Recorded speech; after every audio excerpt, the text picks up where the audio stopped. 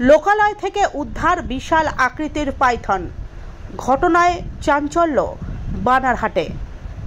বানারহাট ব্লকের মধ্য শালবাড়ি এলাকার বেরুবাগ নদীতে স্থানীয়রা দেখতে পায় একটি বিশাল আকৃতির পাইথন। সেই সময় স্থানীয় বাসিন্দারা 12 ফুট দৈর্ঘ্যের পাইথনটিকে উদ্ধার করে বেঁধে রাখে প্রাথমিক স্কুলের মাঠে।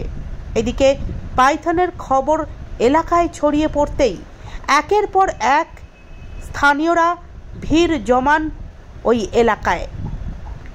পরবর্তীতে খবর দেওয়া হয় মরারঘাট রেঞ্জের খট্টিমারি বিটের বনকর্মীদের। ঘটনাস্থলে বনকর্মীরা এসে 12 ফুট দৈর্ঘ্যের ওই পাইথনটিকে উদ্ধার করে নিয়ে যায়। তবে বন দফতর সূত্রের খবর, পাইথনটিকে পর্যবেক্ষণের পর মরারঘাট রেঞ্জের জঙ্গলে ছেড়ে দেওয়া হবে। ওই এলাকার স্থানীয় বাসিন্দাদের দাবি, এর আগেও একাধিকবার ওই এলাকা থেকে পাইথন উদ্ধার হয়েছে। বিভিন্ন সময় গবাদি পশু, হাঁস, মুরগি সাবার করেছে।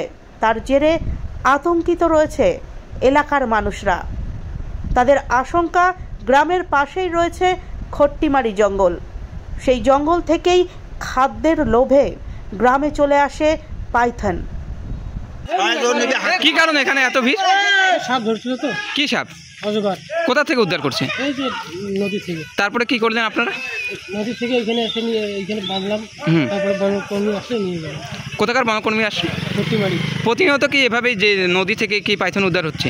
হ্যাঁ, এর আগে 3-4টা হয়েছিল। কত ফুট দৈর্ঘ্যের? মোটামুটি 10-12 ফুট হবে। কতটা আতঙ্কিত এভাবেই বারবার যে নদী থেকে পাইথন উদ্ধার হচ্ছে? এইভাবে তো মানুষ আতঙ্কে আছে অনেক। কি মনে হচ্ছে কোথা থেকে আসতে পারে এসব পাইথন? এইসব জঙ্গল থেকে, পাশে জঙ্গল আছে, জঙ্গল থেকে আসতেছে।